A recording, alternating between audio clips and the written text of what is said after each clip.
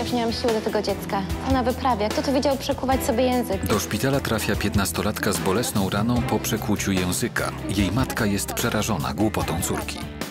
Przysięgam, im większe dziecko, tym więcej problemów. Pacjentem jest też chłopak z bardzo silnym bólem brzucha. Za kilka dni ma wziąć ślub. Sala wynajęta, nawet orkiestra już czeka, a pan młody w szpitalu. Może z tego strachu przed ślubem pan tak brzuch zaczął boleć i ta gorączka się pojawiła? Nie, aż tak to się nie boję. Rzeczywiście jest takie zaburzenie, które nazywa się gamofobią. To jest lęk przed ślubem, przed utratą wolności. Matka dziewczyny z przekłutym językiem boi się, że córka uwodzi jej partnera. Czy ty wiesz, że ona przekuła sobie ten język dla ciebie? Co? Nie udawaj, że nie widzisz, że ona cię kokietuje. Pacjent panicznie boi się ślubu. Czy udaje chorobę, żeby uniknąć małżeństwa? Czy odwołaś ten ślub?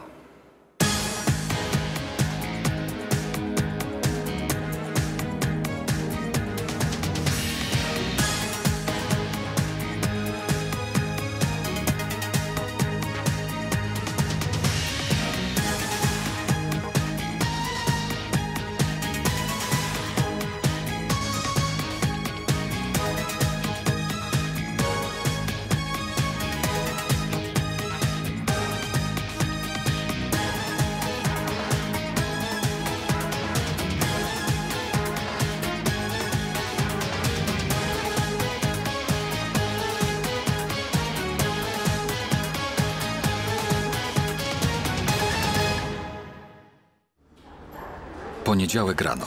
Jak zawsze po weekendzie w izbie przyjęć czeka sporo pacjentów. Do szpitala matka przyprowadza 15-letnią Angelikę. Dziewczyna bardzo cierpi z powodu rany po przekłuciu języka. Mimo że nastolatka nie może mówić, spać ani jeść, jej matka musiała przyprowadzić ją tu niemal siłą.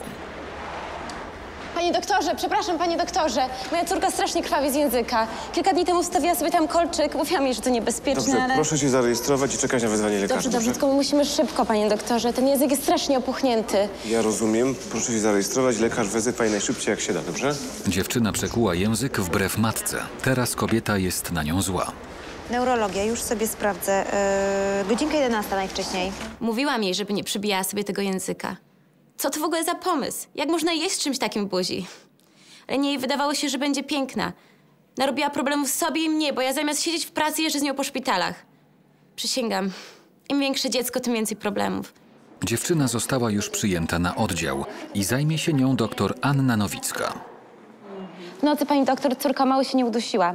Odkręciła jej się zakrętka od tego kolczyka i wpadła do gardła. Zaczęła się krztusić, zaczęła lecieć krew.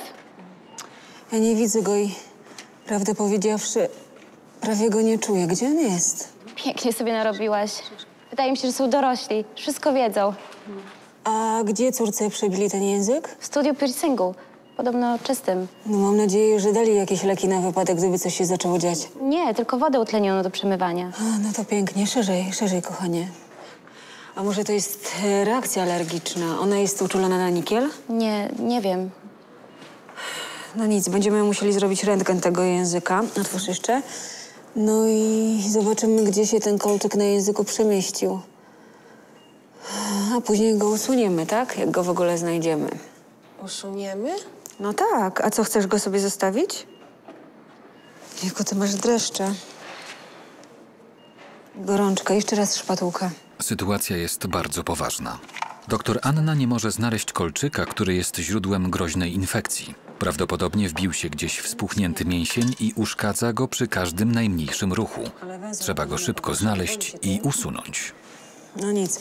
To będzie musiał zobaczyć jednak laryngolog, bo do rany mogło wdać się zakażenie. Musimy to sprawdzić. Poczekaj sobie tutaj, dobrze? Ja zaraz wrócę ze specjalistą. Dziewczyna popełniła straszne głupstwo, przekuwając język w niesprawdzonym studiu piercingu. W dodatku ukryła to przed matką. Nie dostała żadnych leków ani wskazówek na wypadek powikłań. Niestety nie wygląda to dobrze. Dziewczyna zaczęła gorączkować, no a to oznacza, że w jej organizmie rozwija się stan zapalny. W dodatku ma powiększone węzły chłonne, co sugeruje infekcję. No i obawiam się, że ranę na języku niestety zakaziła jakaś bakteria. Doktor Michał Morawski rozpoczyna badanie pacjenta, którego od kilku dni bardzo boli brzuch. Chłopak, mimo że brał leki przeciwbólowe, bardzo cierpi. A Ma pan zaparcia, biegunkę, wymioty? To pierwsze i drugie w zasadzie na zmianę. Bez wymiotów. Jakieś leki pan bierze stale? Nie. Silny ból brzucha może mieć wiele przyczyn. Od zwykłego zatrucia poprzez stres i alkohol do groźnych dla życia chorób. Lekarz próbuje ustalić źródło bólu, by móc rozpocząć właściwe leczenie. Pan ostatnio może nie przesadził z alkoholem? Nie. Dobra, uwaga, teraz to może zaboleć. Mamy jakiś problem z wątrobą. Bierzemy krew i proszę ciśnienie zmierzyć. Dobrze. Okazuje się, że pacjenta boli wątroba. Doktor Michał zleca serię badań, które pomogą rozpoznać chorobę. Zrobimy panu USG jamy brzusznej i pobierzemy krew, zrobimy wyniki. Będziemy szukać, jaki jest problem z tą wątrobą, dobra? Zrobię morfologię. Proszę położyć sobie rękę. Proszę położyć. Najpierw tu zamknę. To, że on jest mocno odwodniony, nie idzie. Nie dam rady. No to przez tę biegunkę. No to kroplówka i proszę potem spróbować, dobra? Dobrze. Do pacjenta dzwoni narzeczona, z którą miał się właśnie spotkać. Błagam, niech pan odbierze albo to wyłączy. Dobrze. Słucham. Nie. W szpitalu jestem. No nic mi nie jest, no brzuch mnie trochę boli. Dobra, to przyjedź. Matka też? No dobrze, no to przyjedźcie, no. No nieważne, na razie, no. Cześć. Na oddział błyskawicznie docierają narzeczona pacjenta i jej matka. Dziewczyna przed chwilą odebrała wymarzoną suknię ślubną. Teraz razem z matką są bardzo zaniepokojone, że przyszły pan młody nieoczekiwanie wylądował w szpitalu. Tydzień do ślubu. No dobrze, chodźcie pani, ale tak na chwileczkę, dobrze?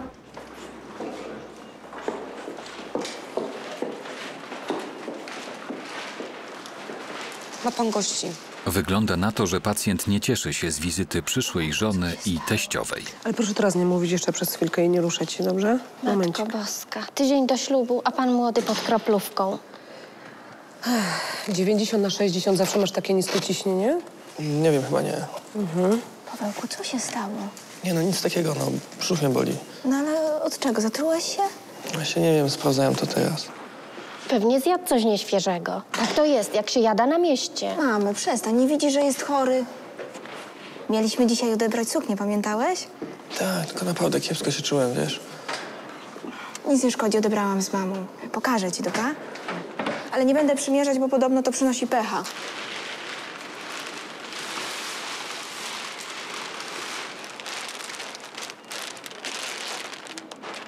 Jak? Ładnie? Ładna. Kto to? Kolega. No to pięknie.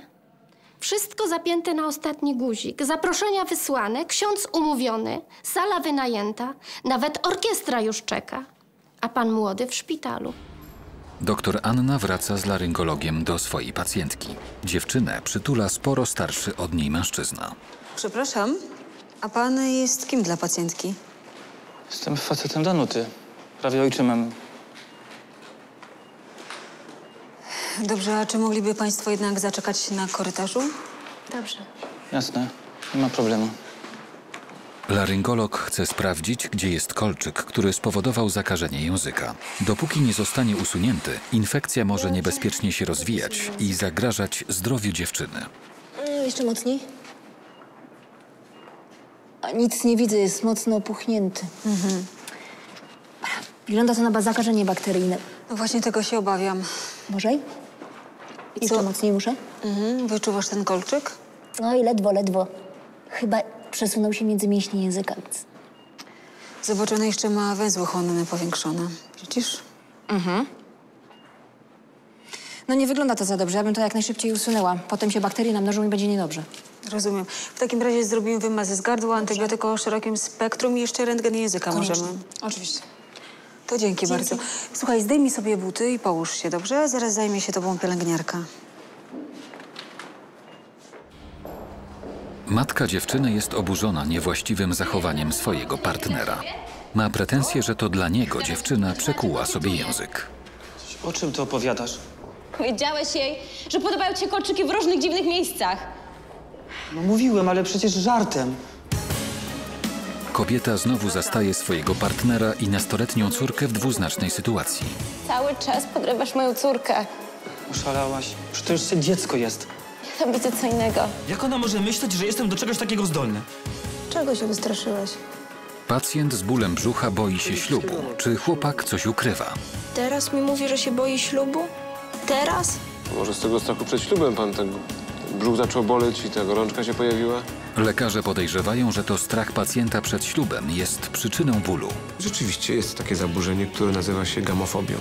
To jest lęk przed ślubem, przed utratą wolności. Paweł,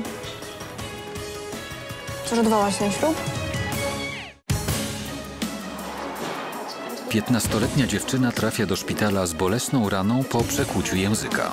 Przysięgam, im większe dziecko, tym więcej problemów.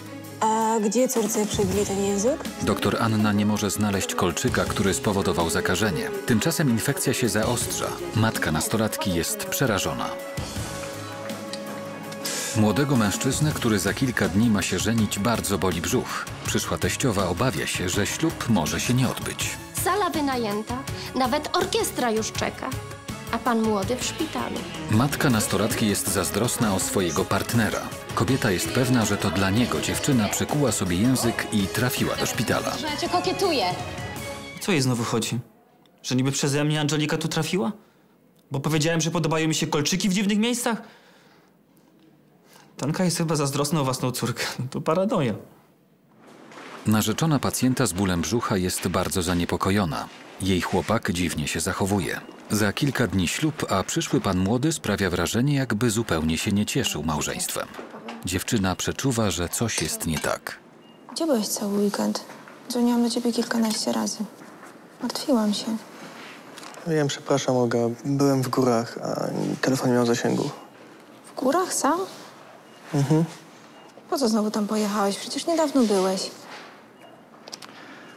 Olga, no... Chciałem połazić i pomyśleć. O czym? Tak ogólnie, wiesz, o wszystkim. Paweł, co się stało? Coś jest nie tak? Nie, no... Wszystko jest w porządku, no... Tylko... No trochę się przestraszyłem. No, ale czego się wystraszyłeś? Tego wszystkiego, no, tego ślubu. Tego, że tak naprawdę podejmujemy najważniejszą decyzję w naszym życiu, że nasze życie całe się zmieni.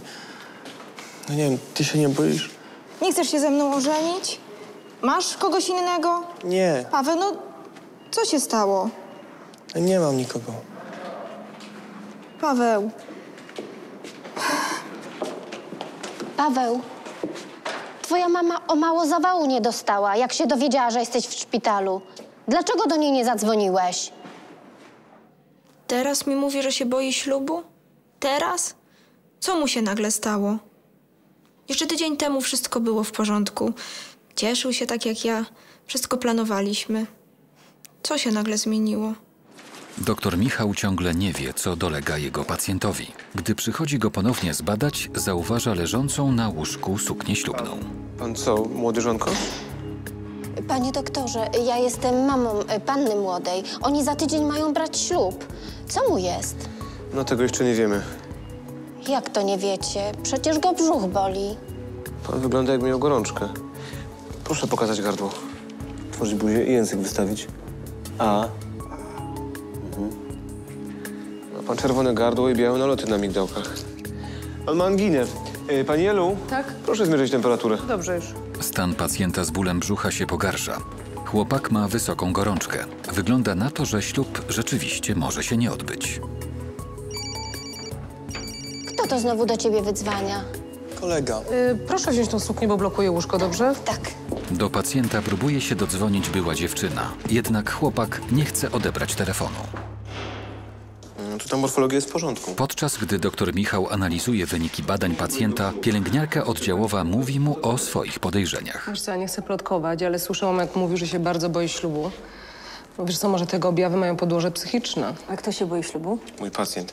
Czekaj, ja też nie chcę plotkować, ale powiedz mi dokładnie, co mówił.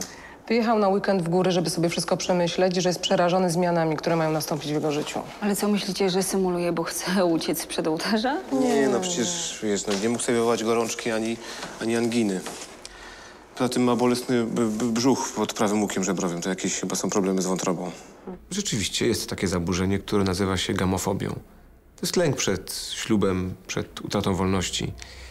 Gamofobia daje różne objawy. To może być ból brzucha, a nawet gorączka. Tylko że ta bolesność przy uderzeniu pod prawym łukiem żebrowym każe podejrzewać, że to jakiś stan zapalny okolicy wątroby. Będę musiał porozmawiać jeszcze z chłopakiem, bo przecież ta choroba może mieć zupełnie inne przyczyny. Doktor Michał przeprowadza badanie USG pacjenta z bólem brzucha.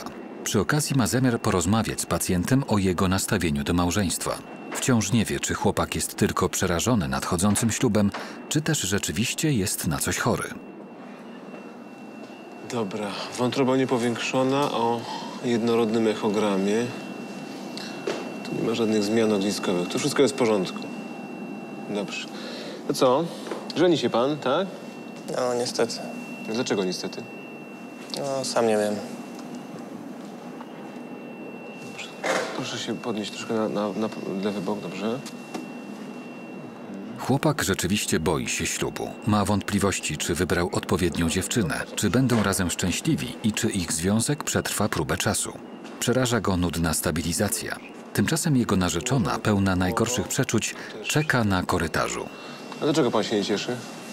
Ja sam nie wiem, czego chcę. Boję się, że zaraz się pojawią dzieci i na nic nie będę miał czasu. Wie pan, zacznie się tak naprawdę już do końca zasuwanie i zarabianie na pieluchy. To może z tego strachu przed ślubem pan tak brzuch zaczął boleć i ta gorączka się pojawiła? Nie, aż tak to się nie boję. Dobrze. No, a co my tutaj mamy? Doktor Michał zauważa niepokojące zmiany w jamie brzusznej. Chłopak naprawdę jest chory. Wszystko wskazuje na to, że pacjent ma zapalenie woreczka żółciowego. Teraz lekarz musi się dowiedzieć, co spowodowało stan zapalny. Wtedy będzie mógł rozpocząć skuteczną terapię. Tymczasem nastolatka martwi się, gdyż język coraz bardziej puchnie i coraz bardziej boli. Dziewczynę znowu odwiedza partner jej matki.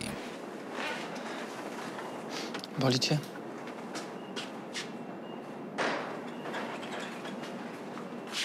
Makijaż ci się rozmazał.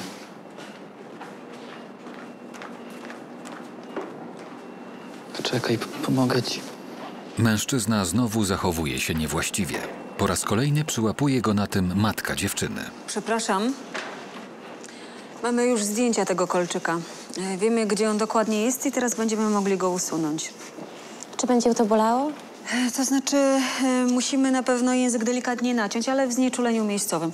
Jak chcesz, to poproszę chirurga, wszystko ci wytłumaczy, tak? Pół godziny później.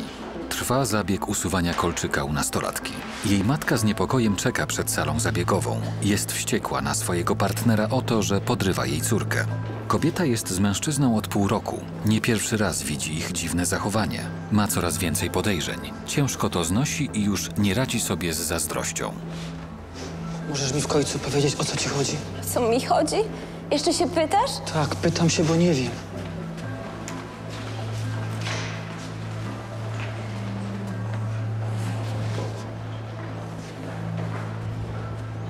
Cały czas podrywasz moją córkę. W kółko to samo. Tak, to samo. Bo widzę, jak na nią patrzysz. Podoba ci się, prawda? Oszalałaś? Przecież to jeszcze dziecko jest.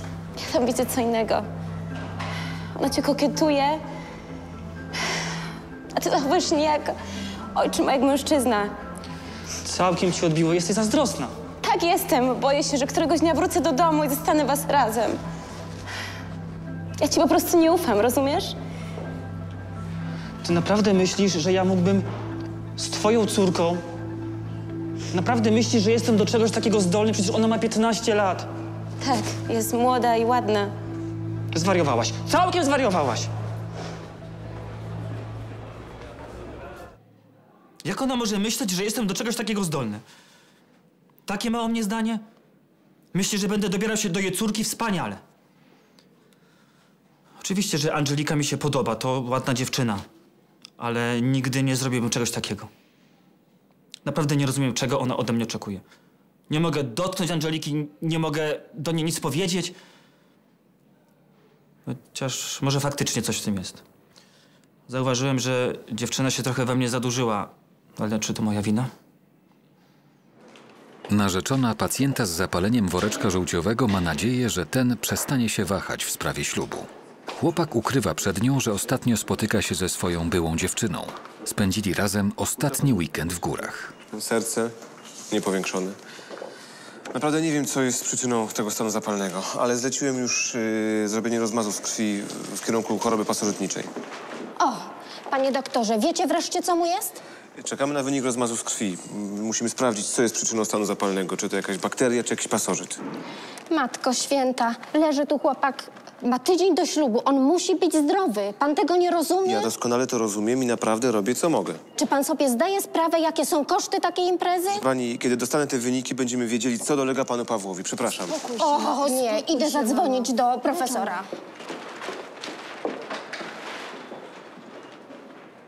Oczywiście każda teściowa zna się na medycynie lepiej od lekarza. Zapalenie pęcherzyka żółciowego i angina. Na razie nie znam przyczyny, ale mam nadzieję, że w rozmazie coś wyjdzie. Paweł, chcesz odwołać ten ślub? Nie, no. Nie chcę niczego odwoływać. Chcę się z tobą ożenić. Tylko może nie tak szybko, co? Jak to szybko? Przecież od roku to planujemy.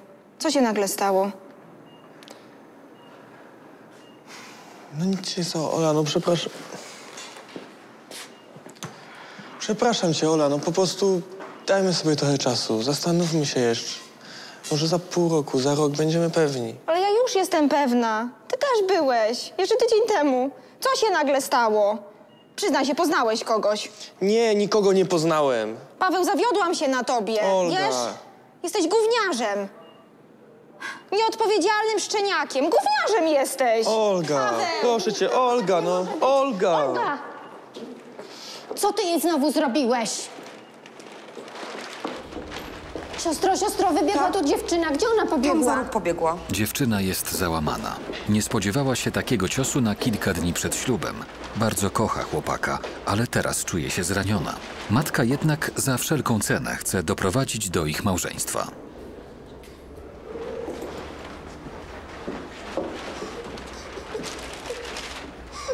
Olga, co się stało? Nic, zostaw mnie. Co cała. Olga, powiedz, co się stało? Muszę przełożyć ślub. Co? Przełożyć ślub? Musisz iść do niego i z nim porozmawiać. Tak nie może być. Nie, nigdzie nie pójdę. Nie chcę ślubu, to nie. Nie będę się prosić. Musisz do niego iść, bo jak nie, to ja pójdę. Ale nie ręczę za siebie. Nigdzie nie pójdę, rozumiesz? To wszystko przez ciebie. To ty nas zmuszałaś do tego ślubu. Po co się tak zbierzyliśmy? A co? Chciałaś mieszkać na kocią łapę? O nie, moja droga. Jak chcecie razem mieszkać, to ślub musi być. Mamo, jestem dorosła i sama będę o sobie teraz decydować. Weźmiemy ślub, jak oboje będziemy gotowi. Jak będą gotowi? A co z weselem, z zaproszonymi gośćmi, z księdzem? Jak ja to wszystko odwołam? Co ja im teraz wszystkim powiem? Mama nam suszyła głowy od roku. Kiedy weźmiecie ślub, kiedy weźmiecie ślub? I taki jest efekt. Ja wiem, że Paweł chce być ze mną, ale nie pod przymusem. Może rzeczywiście powinniśmy poczekać? Matka dziewczyny nie chce się pogodzić z odwołaniem ślubu. Jednak jej córka nie jest już niczego pewna, nawet tego, czy ona sama chce stanąć przed ołtarzem. On się przestraszył. Taki ślub to ogromna zmiana w życiu. Jeszcze z nim porozmawiasz. Porozmawiaj z nim. Jeszcze... O, Ewa. Może wreszcie przemówi ona mu do rozumu. Tymczasem na oddziale pojawia się matka chłopaka wezwana przez jego niedoszłą teściową. A co się stało? Źle z nim? Jeszcze gorzej. Ślub chce odwołać. Jak to odwołać ślub? No już nie chce się żenić. Proszę cię, porozmawiaj z nim, przemów mu do rozumu. Obie matki gorączkowo zastanawiają się, co zrobić. Nie przyjmują do wiadomości, że ślubu może nie być. Olga, idziesz z nami? W tym czasie ordynator usuwa kolczyk z języka pacjentki. Jej matka czeka przed salą zabiegową. Kobieta martwi się o zdrowie jedynej córki. Na dodatek jest bardzo zdenerwowana, bo pokłóciła się z partnerem.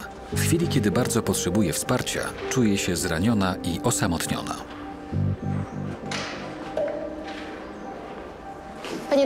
Panie doktorze, co z nią?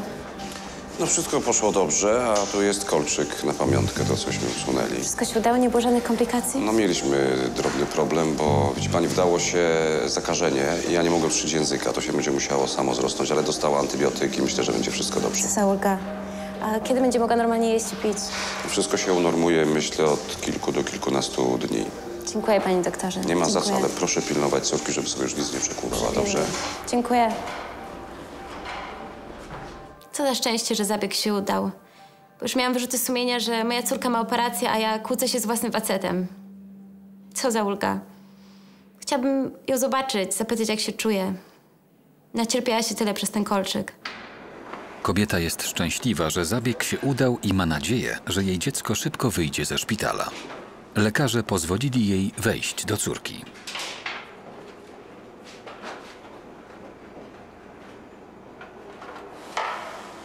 Cześć. Jak się czujesz? Boże, siostro.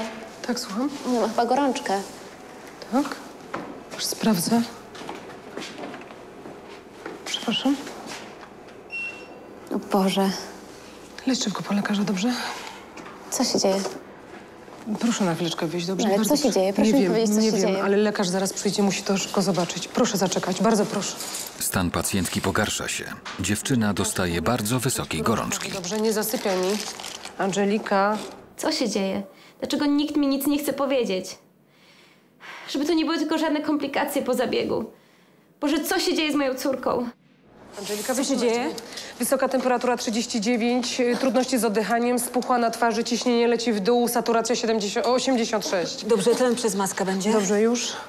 Dziewczyna zaczęła się dusić. Jej życie jest zagrożone. Doktor Anna musi jak najszybciej przywrócić jej oddech.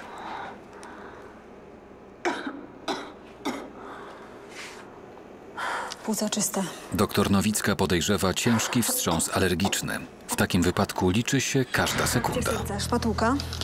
Proszę. Maska. Otwórz trochę usta. Swędzi cię skóra na twarzy. Maska z powrotem. Zrobimy jeszcze wymaz z języka na posiew, dobrze? Dobrze. Dożylnie będzie... Co się dzieje? Glemastyna, jeszcze... Rękawiczki jałowe, dobrze, proszę. I saturacja. No podejrzewam, że jest to reakcja na ketoprofen albo na nikiel z kolczyka. To zanim zaczną działać leki, ona się udusi. Jaka saturacja? 70 spada w dół. Poziom tlenu we krwi pacjentki drastycznie spada. W każdej chwili dziewczyna może stracić przytomność. Doktor Anna musi wykonać intubację, czyli wprowadzić rurkę do gardła dziewczyny, przez którą będzie mogła oddychać. Szerzej, jeszcze szerzej. No nie mogę wprowadzić tej rurki intubacyjnej, ma okropnie opuchnięte to gardło. Nic z tego nie będzie. Zestaw do tracheotomii. Znieczulenie. Tak. Niestety z powodu opuchniętego języka nie udało się wykonać intubacji. Ordynator podejmuje decyzję o przeprowadzeniu tracheotomii. Musi naciąć tchawicę dziewczyny i w ten sposób wprowadzić rurkę, którą dostarczy tlen. W przeciwnym wypadku pacjentka się udusi. Tylko tak można uratować jej życie.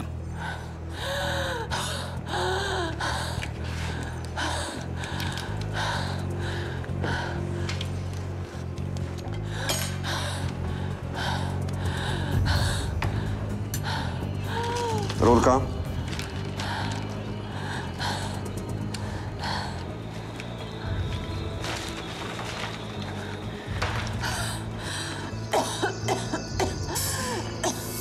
No już spokojnie. Dzięki tracheotomii pacjentka może oddychać.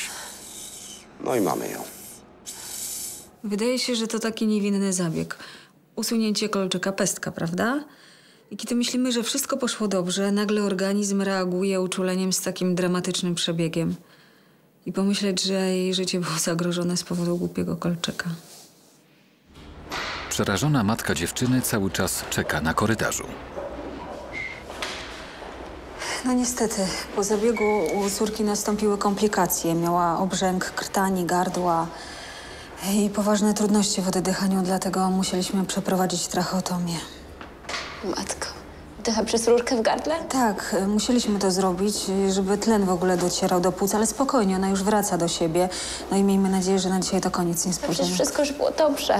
Wie pani, tak się czasem zdarza. Teraz przyniesiemy ją na oddział, podamy antybiotyk, żeby zwalczyć infekcję. No i na pewno zrobimy testy alergiczne, no bo nie wiemy, co to za alergia, może się wyjaśni w ten sposób. O Boże. Przepraszam, muszę wracać do pracy. Nie płacz. Angelika jest silna. Da sobie radę.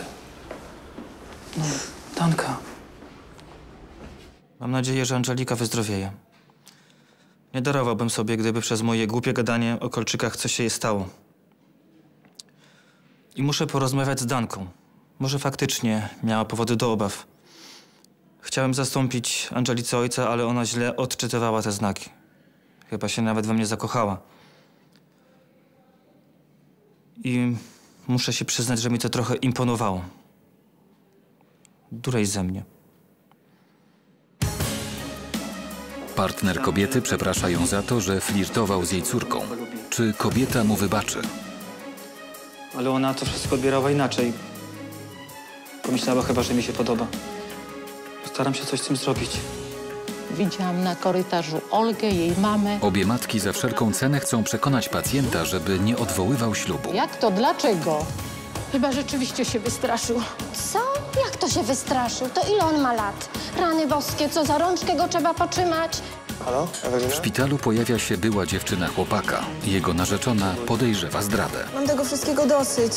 Dosyć, rozumiesz? Dosyć! Olga, dosyć! Ja cię nie zdradziłem, rozumiesz? Olga! Do szpitala trafia 15-latka z silnie krwawiącym i bolącym językiem.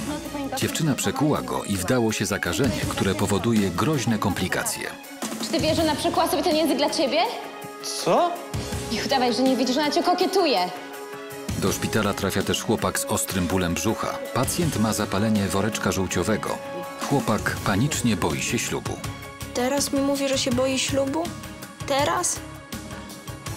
Czy odwołaś ten ślub? Lekarze usunęli dziewczynie kolczyk z języka. Jej matka kłóci się ze swoim partnerem. Oskarża go, że podrywa jej córkę. Zauważyłem, że dziewczyna się trochę we mnie zadłużyła. Ale czy to moja wina? Mężczyzna, który flirtował z atrakcyjną córką swojej partnerki, chce prosić kobietę o wybaczenie. Przemyślałem sobie to wszystko. Masz rację. Źle zachowywałem się w stosunku do Angeliki. Naprawdę tak myślisz? Tak. Przepraszam. Postaram się to naprawić. Po prostu chcesz, by się utraktował jak ojczym, a nie jak mężczyzna. Wiem. Myślałem, że jak będę dla niej troskliwy, czuły, to mnie polubi. Zaakceptuje jako ojczyma. Ale ona to wszystko odbierała inaczej.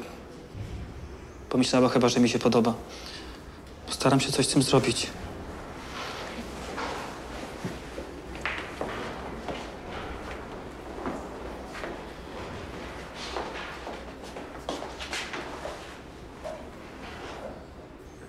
Mamo, proszę cię, chociaż ty mnie nie męcz. Matka niedoszłego pana młodego jest oburzona jego dziecinnym zachowaniem. Nie może uwierzyć, że jej syn się waha. Tak. Jak to? Dlaczego? Mamo, bo nie jestem pewny, że chcę to teraz zrobić. No chcę się zastanowić jeszcze. Ale na czym się tu zastanawiać? Ty kochasz Olgę, ona ciebie. Wszystko już jest przygotowane, nie ma się nad czym zastanawiać. Mamo, chcesz, żeby się skończyło tak jak z tobą, z ojcem? Chcesz, żebyśmy się za rok rozwodzili? Chcesz tego? Dziecko, nie zrażaj się moimi niepowodzeniami. Tobie na pewno się uda. Ale to nie chodzi tylko o to, mamo, naprawdę. No o co? O co jeszcze? No o co?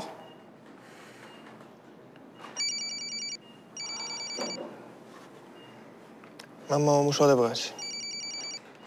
Mamo, przepraszam cię, muszę odebrać ten telefon wreszcie. Do pacjenta cały czas próbuje się dodzwonić była dziewczyna. Chłopak ukrywa, że ostatnio się z nią spotyka. Jak to cię boli? Jak to jedziesz tu? Cholera. Muszę kończyć. Porozmawiamy później. No, zadzwoń się później. Na razie, cześć. Coś się stało? Nic, tylko moja znajoma. Takie same objawy jak ja. To znaczy? Właśnie tutaj jedzie. No ma też biegunkę i gorączkę. My razem jeździmy w góry. Może się razem zatruliśmy. Znaczy, ten weekend był pan z nią w górach, tak? W ten i w poprzedni. Tak, no. Byliśmy. No, nie wiedziałem, że ona też się źle czuje, bo nie odbierałem telefonu. Mimo że chłopak za tydzień się żeni, w tajemnicy przed narzeczoną spędził kilka ostatnich weekendów w górach ze swoją byłą dziewczyną. Matka pacjenta i jego teściowa nic o tym nie wiedzą. Nadal zastanawiają się, jak uratować ślub. Sala wynajęta. Nic. Zastanawia się. Chyba rzeczywiście się wystraszył. Co? Jak to się wystraszył? To ile on ma lat? Rany boskie, co za rączkę go trzeba potrzymać, do piersi przytulić, żeby się przestał bać? Jola, daj spokój. Przecież na siłę my i tak nic nie zdziałamy. Mam tego dosyć, mam tego naprawdę dosyć. Olga, chodź, idziemy. Chodźcie, idziemy. Trzeba z nim pogadać, to się w głowie nie mieści po prostu. Jak to? Paweł? O, dobrze, że pani są. Mam wyniki rozmazu z krwi. Pan Paweł prawdopodobnie ma zakażenie pasożytnicze. Ponieważ zajęty jest pęcherzyk żółciowy, podejrzewam, że to lamblie. Ale pewność będziemy mieli dopiero za parę dni. O matko. O Boże, a co ze ślubem? No, na razie ślubu nie będzie. Teraz pan Paweł pojedzie na oddział zakaźny, a leczenie pasożytów trwa co najmniej tydzień od czasu postawienia diagnozy.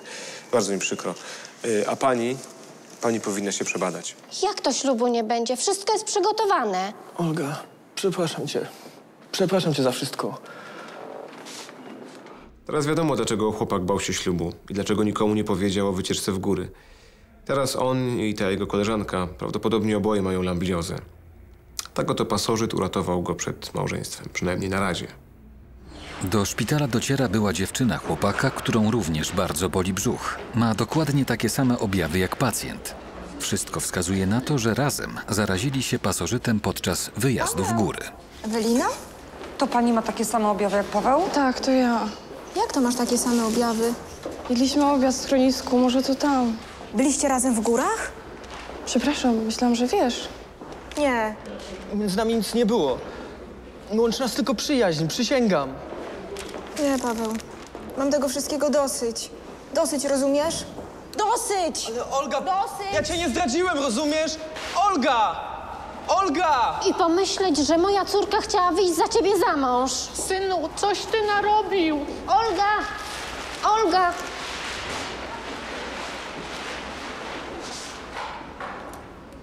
To nie tak miało być. Wszystko się pochrzaniło. Ewelina jest moją przyjaciółką. Dobrą znajomą.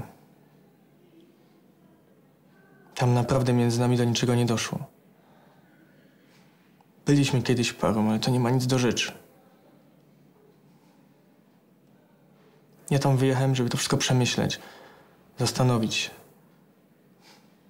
Muszę jak najszybciej porozmawiać z Olgą. Paweł, naprawdę mnie zdradziłeś. Nie zdradziłem cię. Nigdy bym tego nie zrobił.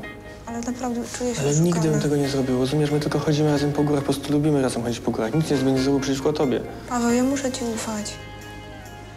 To nie może być tak. Badania potwierdziły, że Paweł rzeczywiście zaraził się pasożytem lambliozą. W szpitalu spędził cały tydzień, miał więc dużo czasu na przemyślenia. Teraz jest już pewien swoich uczuć. W dniu, w którym mieli wziąć ślub, Olga odwiedza skruszonego chłopaka w szpitalu. Narzeczony prosi ją po raz kolejny o rękę. No faktycznie, mama miała rację. Spanikowałem i chciałem uciec. Mam nadzieję, że Olga mi to wybaczy. Pierścionka w każdym razie nie zdjęła. Teraz wiem, że się chcę z nią ożenić, wiem, że chcę z nią być i jestem tego pewien. Zakażenie u Angeliki wywołała groźna bakteria paciorkowiec. Po kilku dniach leczenia antybiotykiem dziewczyna mogła opuścić szpital. Jej matka pogodziła się ze swoim partnerem, który obiecał, że zmieni swoje zachowanie. Mężczyzna za nic nie chce zranić kobiety, którą kocha. Nastolatka żałuje, że przysporzyła tylu problemów i również obiecała poprawę. Na lody?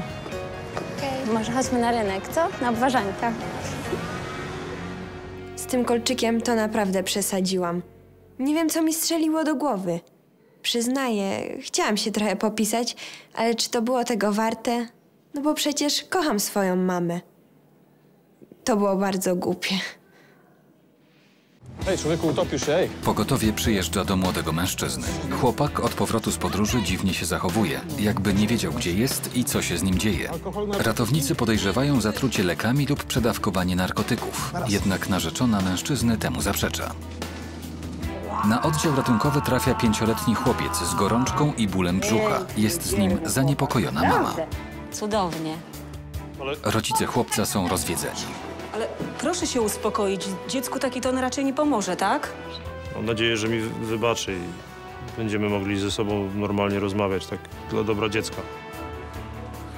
Dostaję drgawek, ampułkę klonazepam, szybko!